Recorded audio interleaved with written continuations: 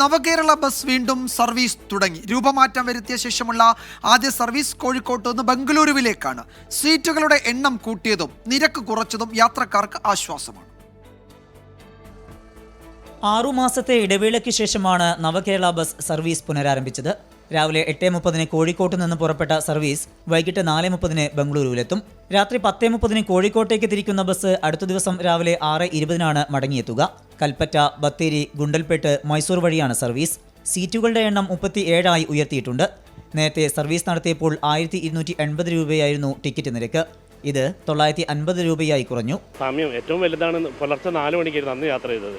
ഇപ്പോൾ നമുക്ക് നല്ല രാവിലെ 8-8:30 മണിക്ക് പോകുന്ന ഒരു രൂപത്തിലായി.